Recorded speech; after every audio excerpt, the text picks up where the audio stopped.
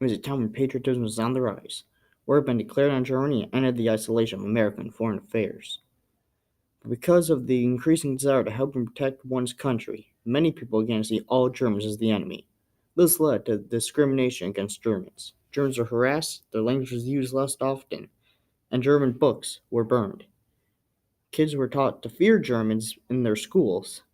German plays were seen less often, and even the government protected this view. It was not only the populace who thought this way. The American government and other allied governments, like Australia and Great Britain, distributed many propaganda posters during the war, many depicting Germany as a brute or called them Huns, who were a tribe that ravaged Europe in the 4th and 5th century.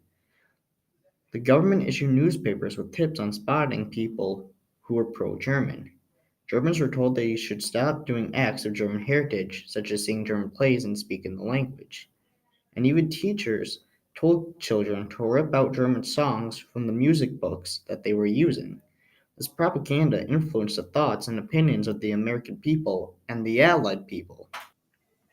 Germans and Austro-Hungarians were interrogated by government agents and questioned about their allegiance. Thousands were photographed, fingerprinted, and interrogated. They were questioned about their beliefs, thoughts on the war, mostly about Germany and their allegiance. Germans were required to register as enemy aliens issued by the president, and many were sent to internment camps in places like North Carolina, Georgia, and Utah. They would live here until the end of the war. The John Demmel assault happened to John Demmel, who was a German living in Outagamie County, Wisconsin, near Appleton. On the night of October 22nd, 1918, he was awoken by his wife, saying there was a mob outside his door. They demanded he purchase an $800 war bond, but he denied having bought a $450 war bond. They demanded he open his door, but he walked back inside. The mob took it upon themselves to break open the screen door and break his front door. They made it to the kitchen door that he opened. Dummel walked outside to see if any damage had been done when he was suddenly attacked. He refused to sign up for the bond, and had then heard someone yell to get the rope. As such, a rope was put around his neck. The mob left after one man shouted they were going too far and called them off to chat with Dummel in private.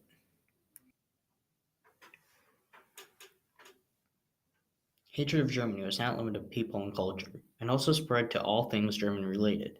This was seen in a massacre of dogs of German breed. The most famous case was in Ohio. About 300 dogs were slaughtered in Columbus, Ohio. This is an example of hysteria leading to violence.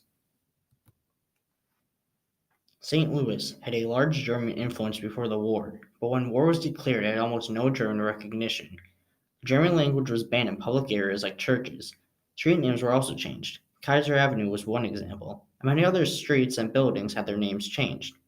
German people living there changed their last name or lied, saying that they were Swiss, Dutch, Belgian, Danish, or Scandinavian.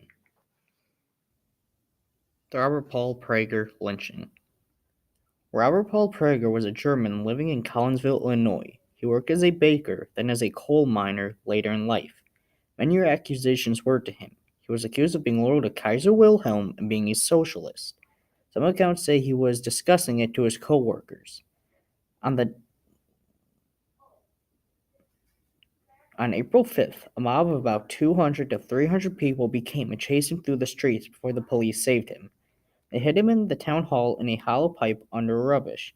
The mob soon found him and led him through the streets again. He was made to sing patriotic songs and kiss the flag at intervals. They soon led him to a tree where, after writing one last letter to his parents, he was hung. The men who hanged him were apprehended, but all were found innocent. The court could not gather sufficient evidence to claim them as the lynchers. German anti-sentiment soon died down after the war, but it did not fully go away. The effects lasted for many years afterwards, through the 30s and 20s. Many Germans still kept their heritage secret, and street and building names never changed back to their original names. Neither was the German language as common. Some incidents still occurred. The biggest event was a brawl at a violin concert. The player was an Austro-Hungarian. Many men fought trying to stop him, and many fought trying to protect him. They were all kicked out or arrested. The concert then continued as normal. But anti-German sentiment soon arose again in 1939 when Germany declared war causing World War II. This was my documentary on anti-German sentiment during World War I.